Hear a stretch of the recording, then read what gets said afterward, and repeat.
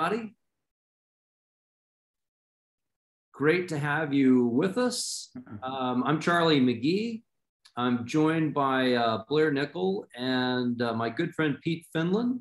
We're going to be talking for the next 30 minutes about retirement and business ownership, how those two kind of seemingly different concepts really have potentially some smart overlap. We're recording this. We're going to go for 30 minutes. We'll be recording the session, so we'll have that available for you. We'll have a way for you to get in touch with Blair and I for getting more information, asking questions, and it's just great to have you with us. So first, let me start by introducing my longtime friend and partner, Blair Nickel. Blair's joining us from Bend, Oregon today. Blair, great to have you. Thanks, Charlie. Appreciate it. So yeah, I'm down here in Bend, Oregon. I know most of you who are attending this are somewhere in the Pacific Northwest, most likely. And I've been helping people purchase franchises and business ownership for 25 plus years. My family and I originally got our start with what was known at the time called Mailbox, et cetera, now known as the UPS store. We were the area franchisees down in Southern California. I've been up here in the Pacific Northwest now for about 12, 13 years, and have helped hundreds and hundreds and hundreds of people go into business ownership and franchise ownership. Let me tell you why this is kind of a near and dear subject to me real quick. My father, who passed away back in 2014, he kind of gave me a couple rules in business to kind of set up for retirement. One was, whatever you do, never, ever work for somebody else. As soon as you start working for somebody else, you're helping them achieve their dreams, not your own. Number two, which is what really applies to this webinar today, he said, Blair, what you got to do to set up yourself for retirement so that you're not continually having to work for somebody or just relying on the stock market or whatever the case may be, is create oil wells. And what he meant by that is if you think of the oil wells that you drive by, that, you know, land where the arm's kind of going up and down, he said, look, somebody owns those oil wells, and every time that arm goes up and down, it makes a little bit of money for them. The cool part about that person owning that oil well is they're not physically there. That business over there is running without the owner. Yes, it might require a little bit of oversight, but the goal is to own multiple oil wells, in this case, businesses or franchises, where people can run them for you and you're just in oversight mode or involved as much as you want. And the goal is to kind of diversify those oil wells, or in this case, businesses or franchises, so that you're getting different types of income and in different ways and not all affected by the economy, what have you. But hey, start building oil wells that can continue on through your retirement. And then, hey, it can help out your family for many, many years to come. So that's what we'll chat about. Thank you, Charlie. Thanks, Blair. Appreciate that. For those of you who don't know me, I'm Charlie McGee. I'm the Washington State FranNet Market President Franchisee.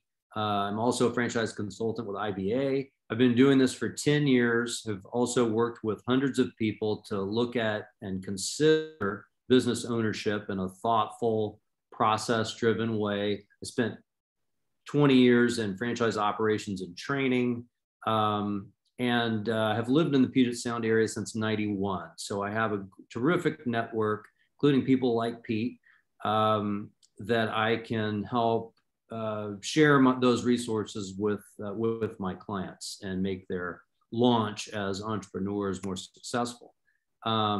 We are franchise matchmakers. We work with a vetted group of a couple of hundred different franchisors. We get paid by the franchisors, not unlike a executive recruiter. We're trying to put the right people together. We're not selling franchises. You're not going to hear us tell you how much money you can make doing with a particular business. We're going to make sure you ask the right questions and get the answers that you need. Our services are free. So working with us just doesn't cost you a thing, and will save you a lot of time, efficiency, and help you make better decisions. So the question for the day, are you prepared for retirement. And Pete, let me introduce Pete too. Pete Finland and I have been friends for 10 years. He's with the Retirement Coaches Association, which is a national organization. Pete helps, let me see if I say this right, Pete. Pete helps people make the non-financial considerations for retirement, helps them think through those things so they're also making good decisions and don't find themselves too surprised. I think a lot of people, me included, think about retirement mostly through that financial paradigm. You know, there's a number, do we have enough saved? The rest of it, oh, it's going to take care of itself. But not so much, right, Pete? I think you're dead on, Charlie. I think when you apply the new world rules of what retirement is to both the financial and the non-financial, you come out with a better plan, which I think is why you and I cross paths and why we've been able to work together, because even though there's a monetary reason they're looking into franchising or working in starting a business, it's the non-financial aspects that they're greatly rewarded with. And, you know, have you seen, much has been written about this, about, you know, the honeymoon period. You know, your first 6 months after you retire is, you know, you're going to feel like you're on vacation, on a honeymoon. People have a lot of, you know, kind of jobs that have been long overlooked that kind of get knocked out. And then they have all this time on their hands. You know, yeah. We all have big dreams. We've been dreaming of retirement probably since the first day we even started working. And even Blair mentioned that is like the rules to live by towards planning for the future. And as I said before, all the rules are kind of gone. You work till you're 65, you have a pension, the kids are grown and gone, the house is paid for. They're out the window. We look at the pandemic, we look at the world today. It's just changed things. And with that, I think the ability to access information, to access and plan for the next stage, let's not call it retirement, but the next stage of your life, the longevity stage, where you actually you may be more retired than you were working. So how do you deal with that? And this is just a great piece of the puzzle. Yeah. I mean, the things that we have seen and heard and you know, through people like Pete, we're an aging population.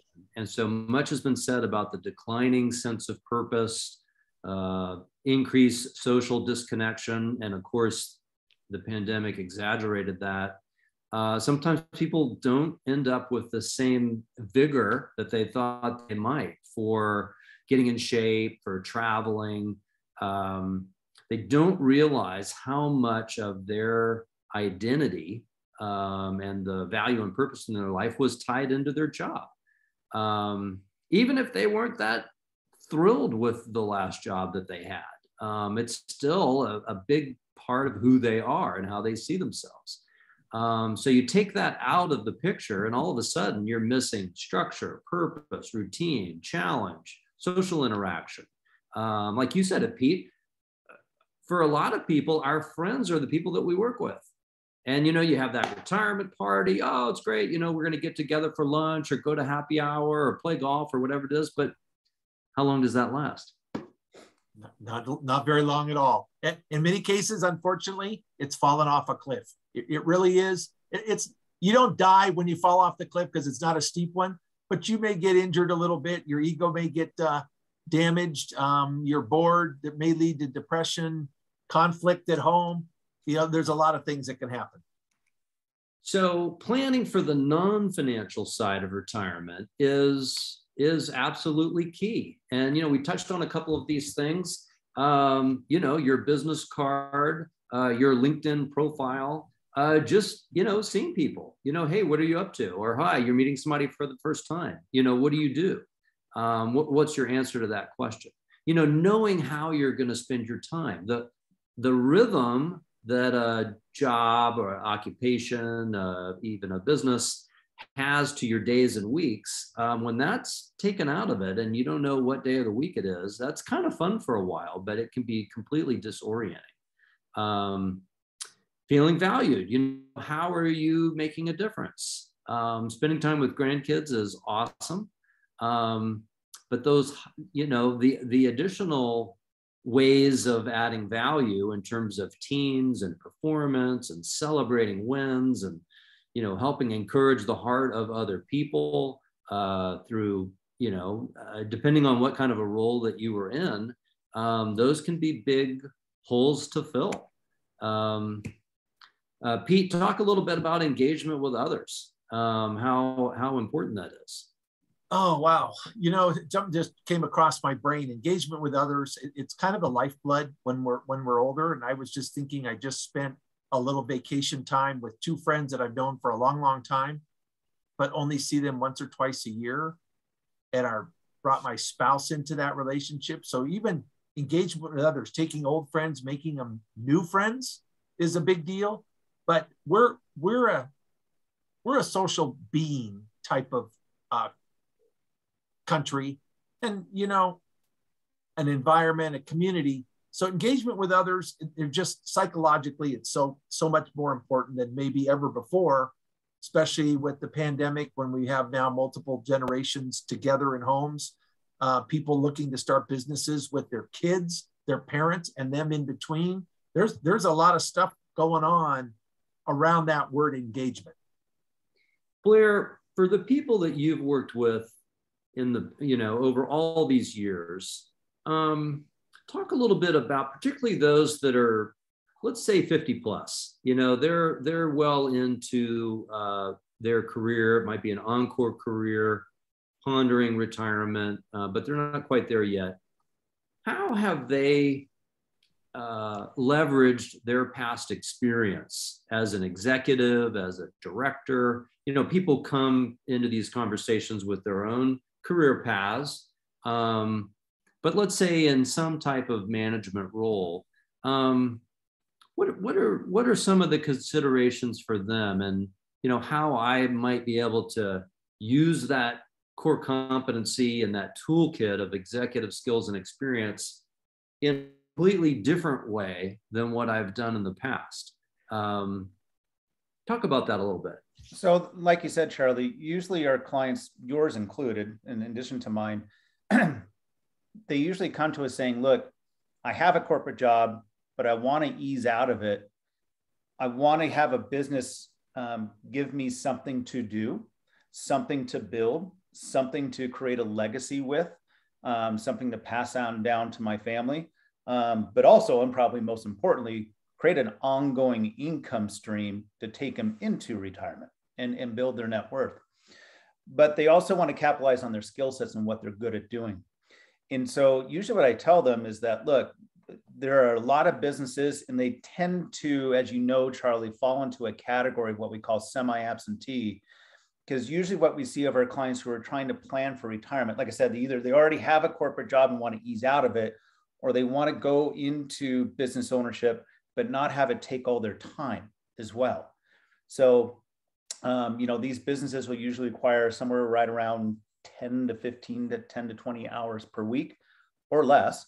I own some semi-absentee businesses that only require a couple hours of my time a week. But that's usually what they're trying to do and the reasons as to why they do it. Mm-hmm.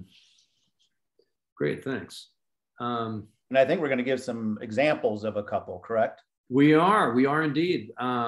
We've got three that we're going to talk about. And here's a few bullets on, why entrepreneurship. And this is from the context of why entrepreneurship for someone that is nearing retirement or, at that point in their life where their kind of corporate career, they feel like is a chapter they're ready to move on from. And, here's a few reasons. And, Pete and Blair, I think it's also useful to say, why not entrepreneurship? This isn't for everybody. You have to see this as a bit of an adventure. You have to appreciate the risks that are involved. And by going about your assessment and the matchmaking process and the due diligence in a really thoughtful, process-driven way, you can help reduce the risks that people experience in business ownership. You can't eliminate them, but you can help reduce them. And, when I was thinking about this, I thought, well, some of the same rules would apply for retirees that would apply for anybody. For example, it's really important that your family, your spouse, is on the same page. It's important that you both share that vision for what you're trying to accomplish with a business. From a financial perspective, part of our role is to qualify candidates financially for the franchises that they would consider from a net worth and a liquidity standpoint. And when you're starting a business later in your career, there, of course, is less time to recover from a mistake, from a failure. And so it becomes all the more important to ensure that you are properly capitalized. You're in the position that you need to be considering the businesses that you're looking at. And the three that we're going to look at today, you could, in a kind of a simple way, think of it as a small, medium, large from a investment perspective, even on the large side. And small, medium, large, when you're talking dollars, of course, is relative. What's a lot for one person is not much for another. And it doesn't matter what, makes sense for everybody else. What matters is what makes sense for you. And so as your kind of personal advisor, that's what we're going to help you get to. So those are a few thoughts on that. Blair, this is information that we talk with our clients about all the time.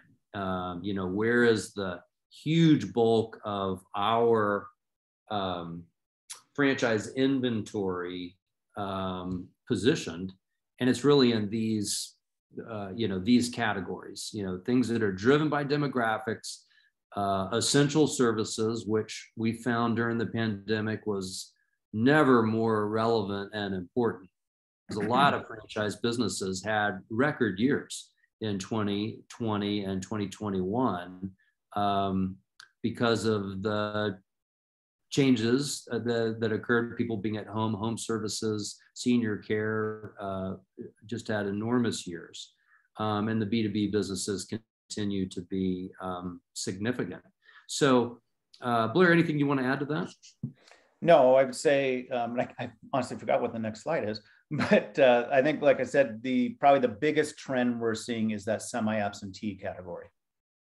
So, with those things in mind, let's take a quick look at three business models that in our inventory that are available in the Pacific Northwest that could be, I'm not saying that they would be, but they could be a fit for some of our listeners. And Blair, why don't you take the first one, talking about FibreNet?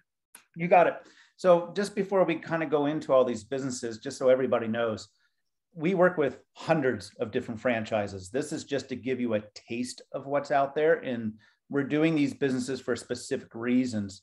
For example, FibreNet, the reason why we chose this one to chat about just for a minute or two is that it's a very affordable business. It's also a business for somebody who says, hey, I'm kind of a handy person. I want to stay kind of a little bit hands-on. So what FibreNet does is they fix and repair leather, plastic, vinyl restoration, whether it's in a car, whether it's in a chair, like in fact, this chair could probably use a little bit of FibreNet right now. I've had it for like 15 years. I just saw a private jet go by. They work on private jets, to boats, you name it. And since we're all here in the Pacific Northwest, we know how well this stuff gets aged around here so quickly. This is one of those businesses that's been around for decades, and it's an oldie but goodie. And like I said, it tends to attract somebody who says, hey, I want to go into business. I want to be a little bit more hands-on. And I want something that can be home or office based, no bricks and mortar, own a territory, very, very well proven business, and grow something. The other thing that you guys might want to know, and this only applies to the people that are in the state of Oregon, there's actually a very good resale available for FibreNew, which is very, very rare. Charlie, I don't know if you have one up there in Washington, but there is one here in Oregon. So just an example of a very affordable type of business. But again, it's to my previous point, know that there are hundreds of franchises that we work with, and this is just to kind of give you a sampling. Yeah, we're just giving you a little flavor. You know, Blair, I'll add a couple things there. FibreNew has a ton of successful couples that are in business together. It makes for a really nice, you know, and that's a big question. Do you want to be in business with your spouse? And that's a great fit for a lot of people. It's not a good fit for everybody. But if it is, this could be a really interesting model. And it's something that you can do without any employees. So if that's a motivator, you know, it can check that box. Yeah, so it falls into that a man, a van, and a plan type of category. You know, for under 100,000 as a total investment. And when we're talking about these total investments, that means franchise fee, all of your startup costs, training, buying the initial equipment package, whatever it may be, and 3 months working capital. Okay. Next up, seniors helping seniors. So senior care, which is generally non-medical assistance, which helps mostly seniors remain living independently in their own home. It postpones, stalls, delays the need to move out of their home into an assisted care facility. And very often, adult children don't live in the same markets as their aging parents. And, you know, they would be there if they could, but they just can't. And so having someone that the family can trust to come by, provide companion care, run errands for them, run to the store, maybe do some light housework, and everything up to and including, you know, their nursing care and 24/7 care, help with Alzheimer's and dementia. There's, you know, 10,000 people a day turning 65. It's been that way for over 20 years and is going to continue to for a long time. People are living longer, and this is just a booming space. Seniors helping seniors is a unique franchise in a few different ways. First of all, it's an established business. They're operating with 130 locations in over 30 states. The investment is under $150,000. It's certainly considered an essential business and pandemic and recession proof. It's home-based. The differentiator is that they focus on mature care providers, which are kind of in the same peer group as the actual clients. And so there's a much richer connection between them, and the retention rate for that staff is 4 times the industry average. So a lot of really interesting, neat things happening with this business, which is essentially a staffing business, and a way to really give back in a significant way to your community. It's scalable. There are franchisees that, you know, maybe started off with one territory, but have grown to, you know, much larger businesses, and could be an interesting way to consider business ownership in retirement. Charlie? Yes, sir. Probably one of the biggest significant changes moving forward is people wanting to convert their homes to age in place. So when you have that trend moving forward, aging in place, coupled with seniors helping seniors, this may be one of my all-time favorites to work with my clients to say, you think about something, you know what? This is a great way to go. Appreciate that.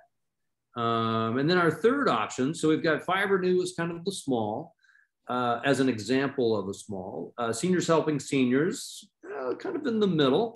And then third up, Club Pilates. Blair, take it away. Yeah, so Club Pilates is under an umbrella company called Exponential Fitness. Exponential Fitness owns, I think it's 10 brands right now. You've probably heard of Cycle Bar, Stretch Lab, Club Pilates, Pure Bar, you name it. It is a very large publicly traded company based out of Irvine, California. The reason why I love this one is I own a sister franchise of theirs. So my wife and I own a semi-absentee franchise called Stretch Lab. But Club Pilates is the largest brand under the Exponential umbrella. Look, what we're seeing right now is people have been pent up at home for a couple of years. I know, kind of like myself, a little bit unfit, need to get back into shape.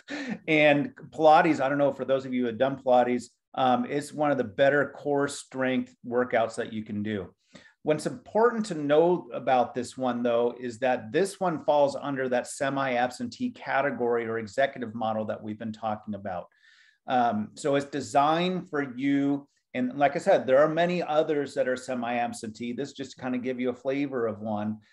They are designed for you to not be there, but to capitalize on your skill sets so that you can oversee the business, achieve your financial goals. And it's just capitalizing on your skill sets of what you're good at doing and to give you something to do that also helps out people. So that's an example of a semi-absentee business. That's a little bit higher investment range because generally when you get into those bricks and mortar types of businesses, you're generally looking at a total investment range of about $250,000 on up. But like I said, you'll have a manager in there that runs the day-to-day operations. Terrific, thanks. Blair, I was over in Spokane recently, and one of the clients I worked with and made a placement for a 3-unit Club Pilates development deal, who launched right in the middle of COVID, opened the first location in the fall of, well, right in the middle of it, is opening their 3rd location this summer, and is actually, looks like it's going to be moving forward with a 4th location. Their ultimate vision was to have 5. And that's while it's a husband and wife, and the husband's working full-time in a corporate role, fairly recent empty nesters, not unlike myself. And his wife, who had an accounting background and, had spent most of her time, raising kids and volunteering with her church and so forth, was really ready for something more. Kind of needing to fill that purpose, check that box. Family of athletes, fitness has been a family value of theirs, all along. And so when you really put it all together, it was the perfect match for them.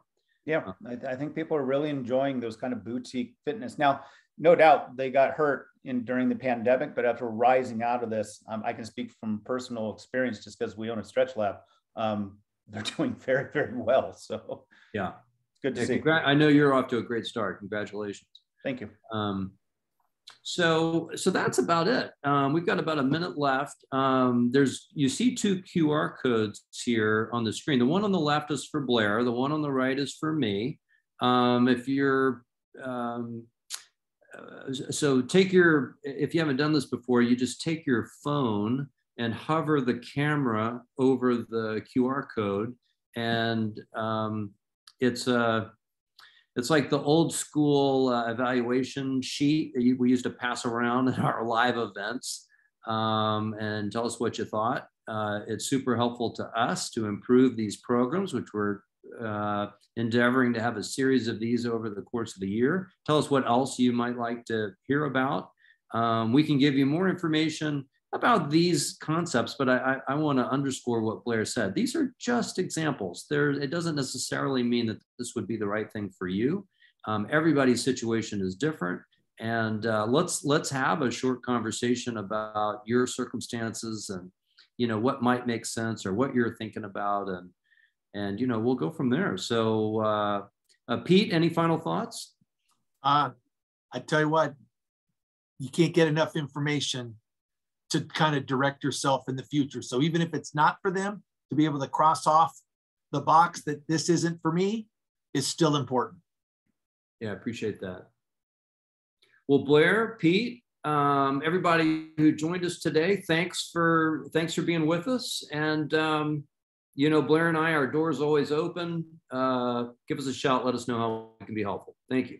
You got it. Thank you, Charlie. Thank you, Pete. Great to see everybody. Take care, everyone.